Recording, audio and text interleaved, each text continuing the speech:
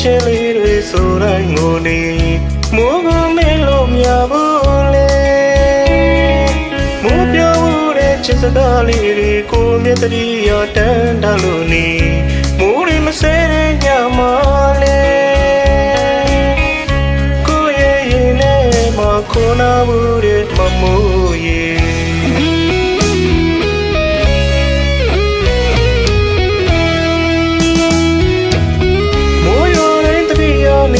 မိုးတချင်းလေးတွေဆိုတိုင်းကိုနေ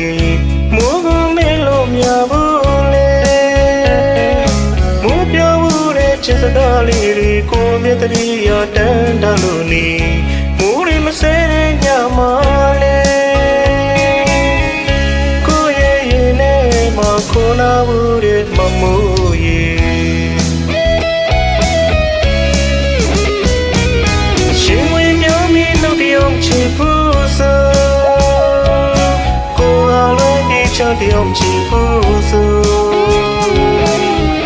ခုတော့မိုးရဲ့စကားတွေပြောခဲ့ဖို့သမျှစကားတွေသူမေးနေမိုးရွာတိုင်းမိုးလွမ်းနေလေ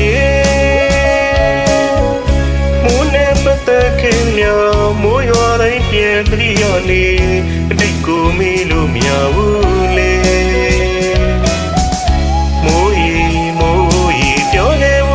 စကားတွေသူမေးနေ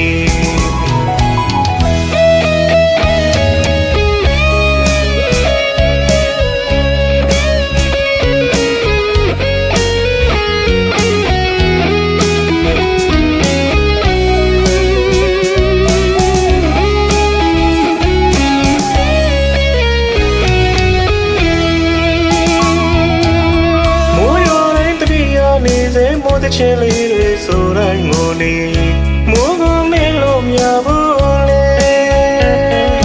မိုးပြောဦးတဲ့ချစ်စကားလေးတွေကိုမြတ်တရီရတန်းတလို့နေမိုးတွေမဆဲတဲ့ညမှာလေကိုရဲ့ရင်ထဲမှာခုနာဘူးတဲ့မမိုးရဲ့